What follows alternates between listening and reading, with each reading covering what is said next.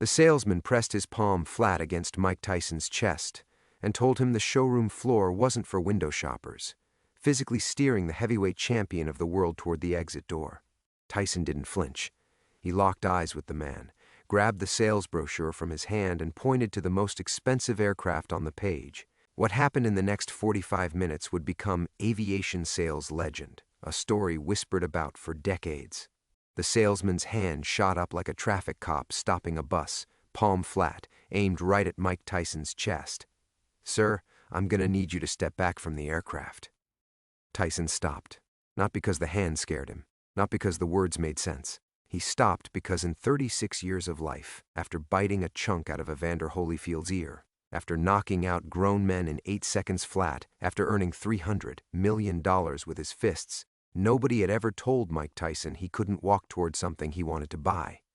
What happened in the next 45 minutes would become private aviation legend, a story whispered about for decades in hangars from Van Nuys to Teterboro, repeated by pilots and brokers and mechanics who swear they saw it firsthand even when they didn't. The kind of story that proves money talks, but the wrong attitude gets you a conversation you'll never forget. Now let me set this up properly because the details matter. It's 2003. Tyson is between fights, between scandals, between the version of himself that terrorized heavyweight boxing and the version that would later get a face tattoo and raise pigeons. He's staying in Las Vegas, he's restless, and somebody in his crew floated an idea that morning over breakfast at the Bellagio. "Mike, you should buy a plane. You fly private all the time anyway. Quit renting. Buy one." Tyson chewed his toast, looked out the window at the desert heat bending the air above the strip. "All right, where do we go?" That's it. That's how fast decisions moved in Tyson's world. No research, no spreadsheets, no calling a financial advisor. You want a plane? You go get a plane. His team made 3 phone calls and found a private jet brokerage operating out of Henderson Executive Airport, about 20 minutes south of the Strip. High-end outfit. They sold Gulfstreams, Challengers, Hawkers, the works. Aircraft ranging from $4 million to $50 million, parked in a private hangar with marble floors in the lobby and a receptionist who looked like she'd been hired from a modeling agency. Tyson rolled up in a black Escalade with 2 guys from his team. No entourage of 15. No gold chains. He was wearing a plain white t-shirt, gray sweatpants, and sneakers. No watch, no jewelry. He looked, and I need you to understand this clearly, he looked like a guy who'd wandered in from a gym down the street. Believe me, that detail is the whole story. Because the salesman who greeted them at the door didn't see Mike Tyson, the youngest heavyweight champion in history. He didn't see a man who'd earned more money in prize fights than some countries produce in GDP. He saw a black man in sweatpants walking into a place where jets cost more than neighborhoods.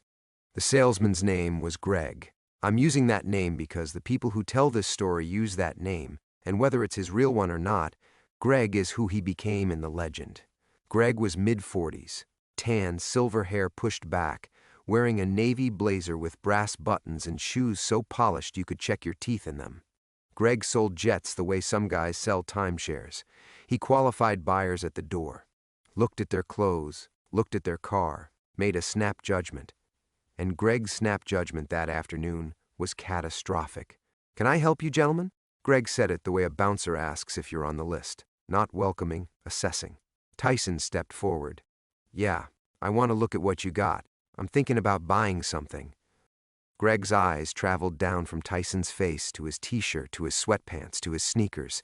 His jaw shifted slightly to the right, the way a man does when he's deciding between being polite and being honest and picks a door in between. "This is a private aviation showroom. Our aircraft start at several $1,000,000. One of Tyson's guys stepped up. He knows what they cost. He wants to see them. Greg didn't look at the guy who spoke, kept his eyes on Tyson.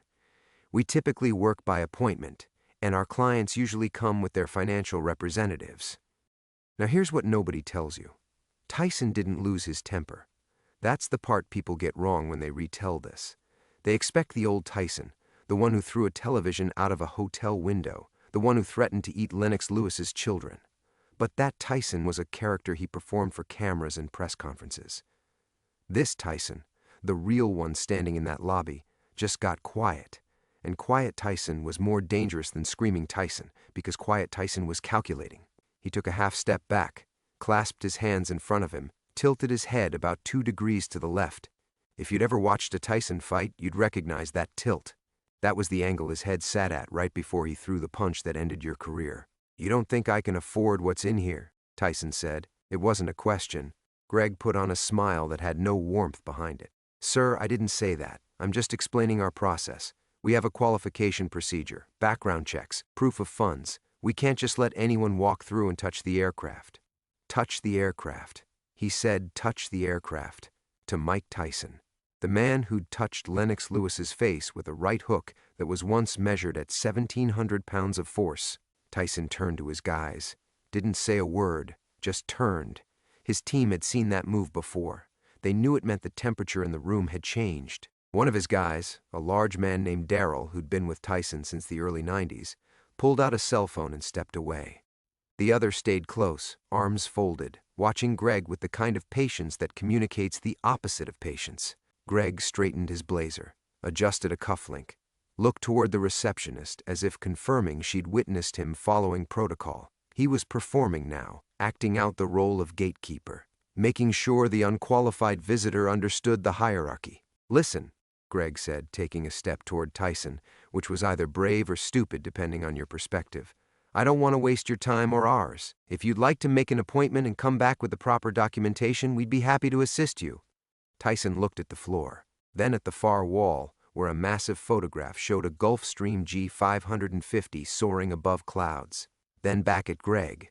"What's the most expensive thing in this building right now?" Greg paused. The question caught him off guard because it skipped the script he'd been running. "We have a Gulfstream 4 in the hangar. Asking price is $4.7 million. Just one? We have a Bombardier Challenger as well.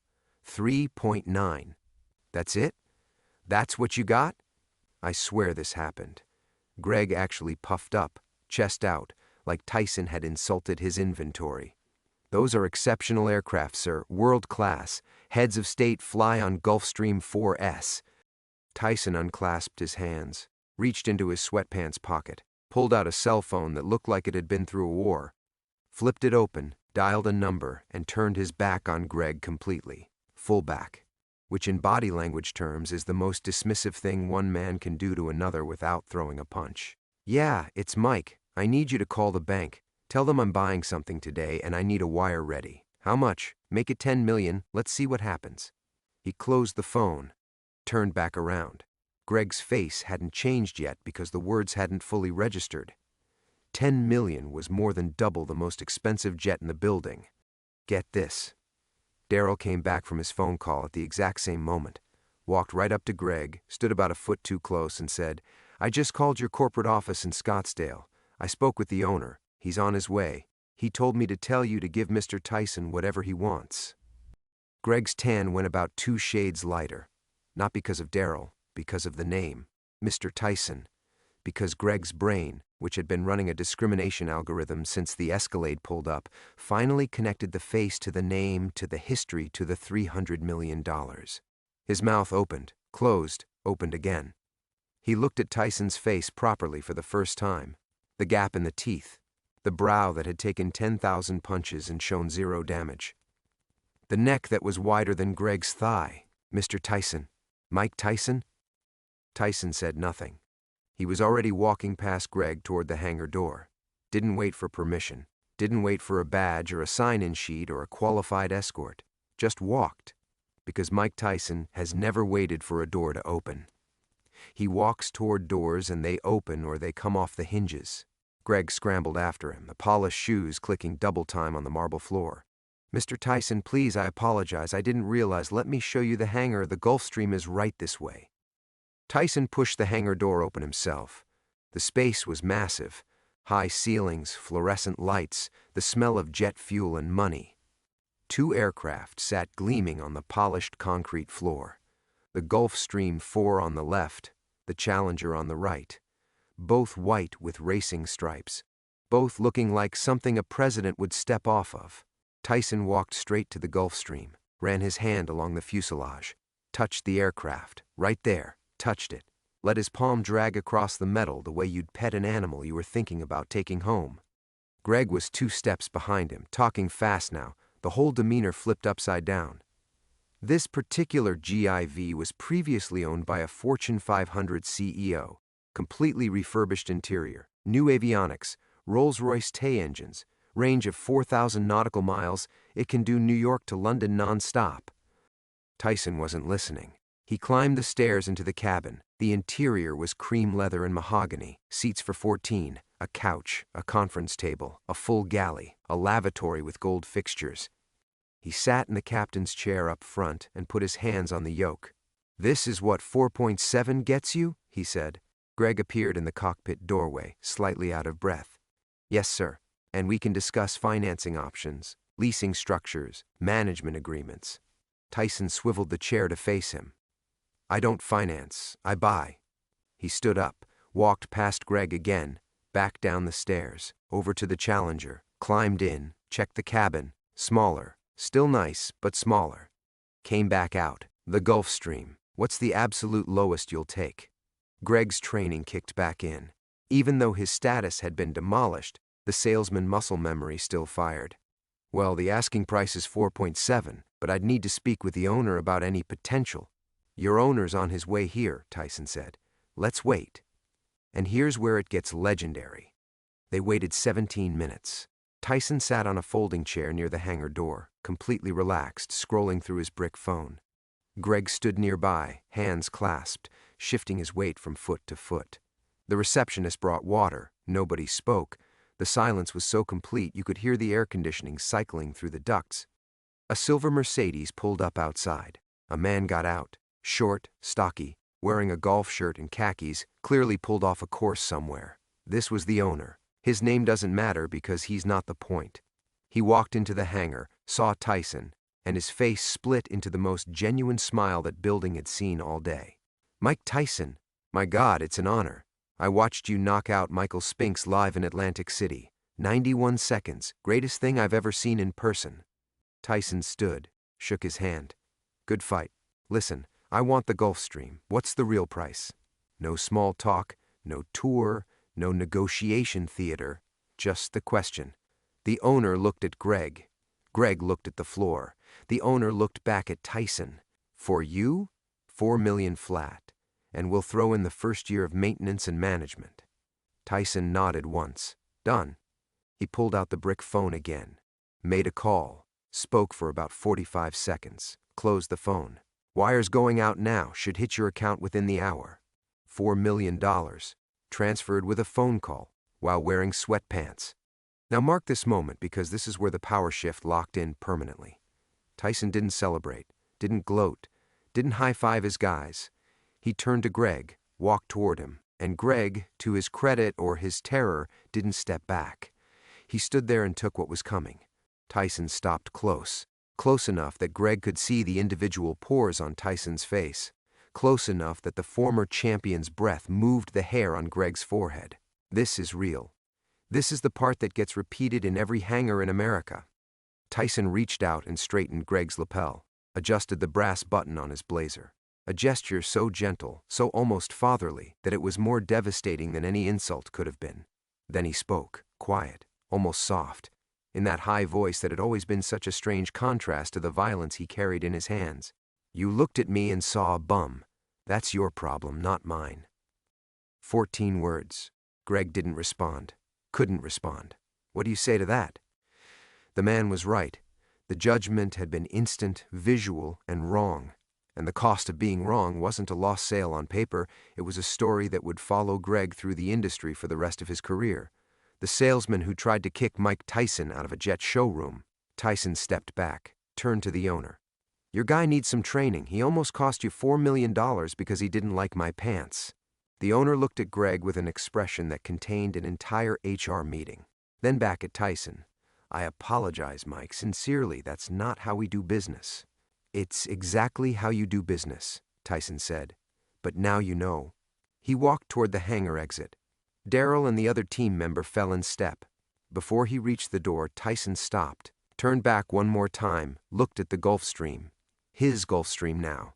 "I'll send my pilot next week to pick it up." Have it detailed. I want new carpet in the cabin, gray, and take those gold fixtures out of the bathroom. I'm not a rapper." The owner nodded like his head was on a spring. "Absolutely. Whatever you want, Mike." And Tyson left, got in the Escalade, drove away. $4 million lighter and the owner of a private jet he'd decided to buy over toast that morning. Now, listen. If you're thinking this story is just about a rich guy buying an expensive toy, you're missing the whole thing. Let me break down why this moment mattered so much that people still talk about it 20 years later. No lie, here's the deeper layer. Mike Tyson in 2003 was not the Mike Tyson of 1988. By 2003, he'd been through bankruptcy, prison, divorce, scandal, and a string of losses in the ring that would have broken most fighters. Estimates vary on exactly how much he had at that point. Some say he was already burning through the last of his fortune. Others say he still had significant cash reserves. The exact number doesn't matter. What matters is that he had enough to buy the jet, and he proved it in real time. But Greg didn't care about any of that. Greg saw sweatpants. Greg made a calculation based on appearance, and that calculation was the oldest, laziest form of judgment in human history. You look like you don't belong here, therefore you don't belong here. And this didn't just happen to Tyson.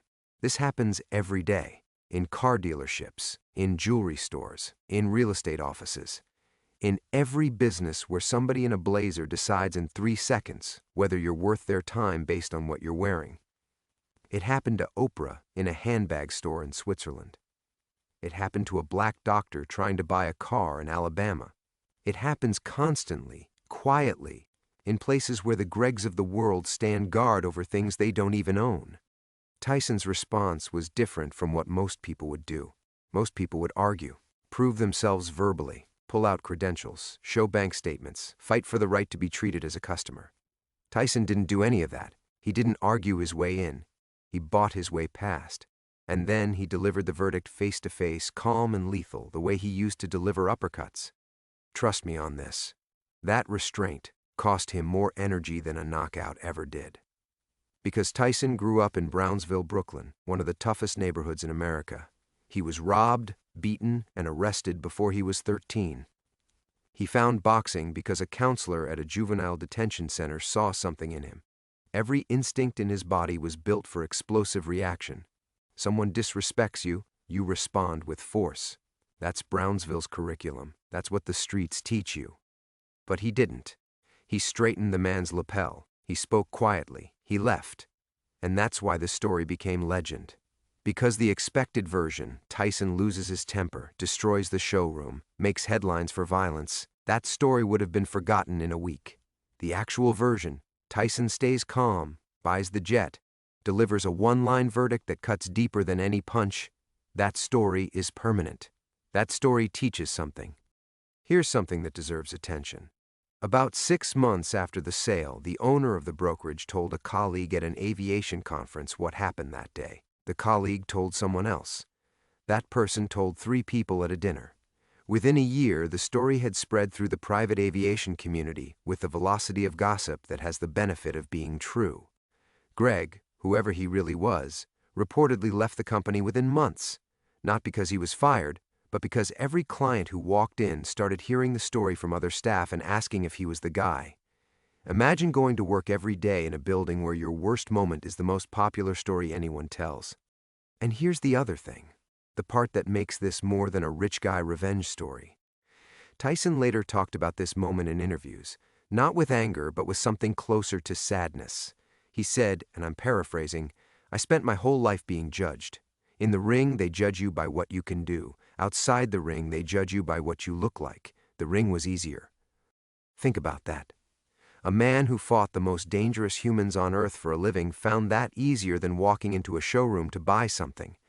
Because in the ring, the rules are clear. You fight, you win or lose. Your value is determined by your performance.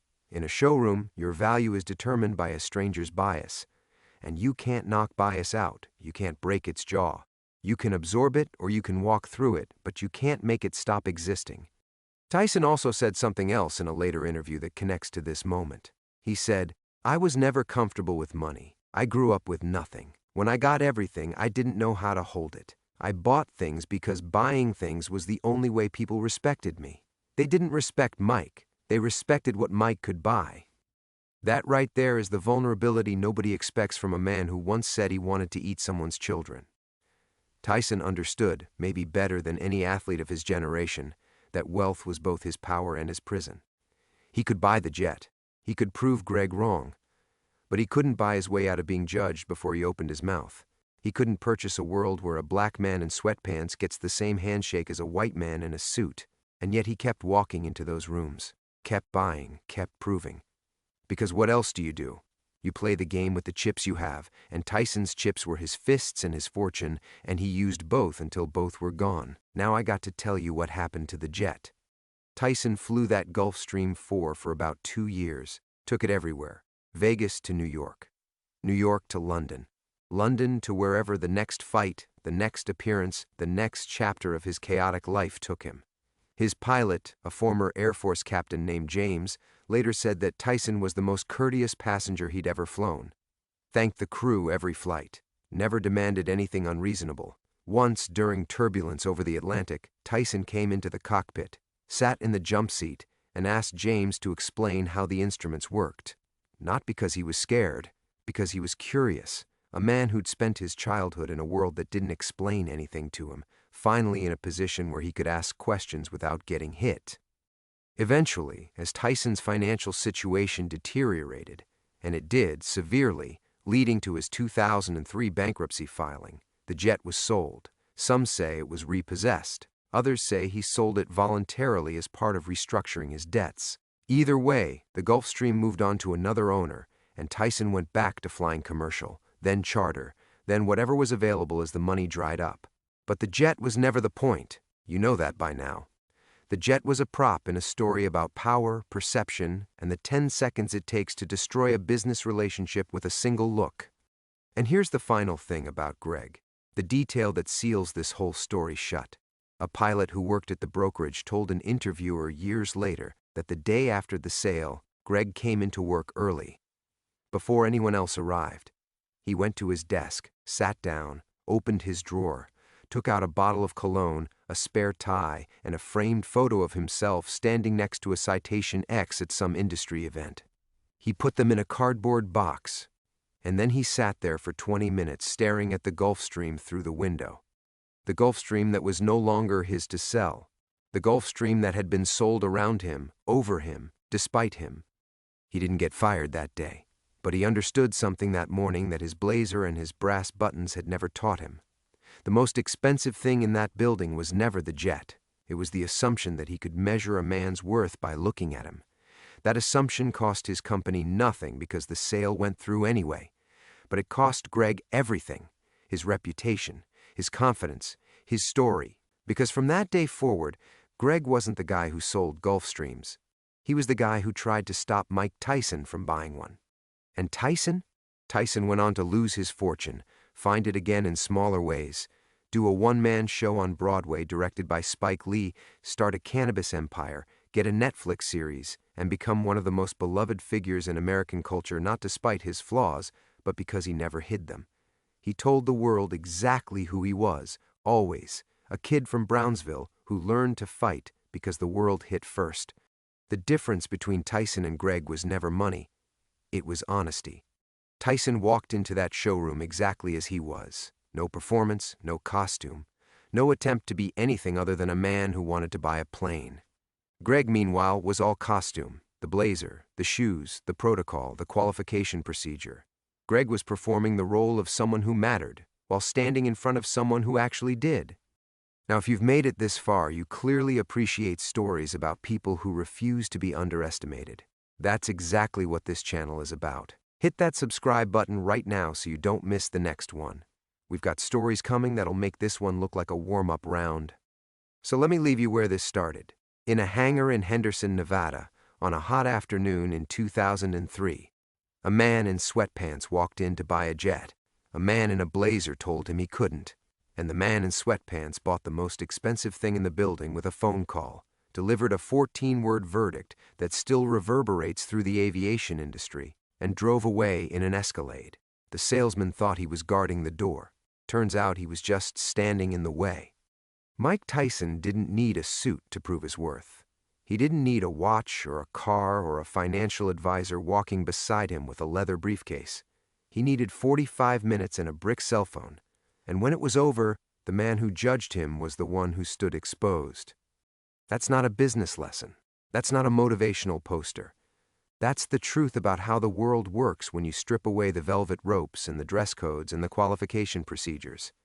The truth is simple. You never know who's walking through your door. And if you treat every person who enters like they don't belong, eventually someone will walk in who belongs more than you do. Tyson knew it. The owner knew it. The receptionist knew it. The pilots who told the story for years afterward knew it. Greg learned it. And now you know it too.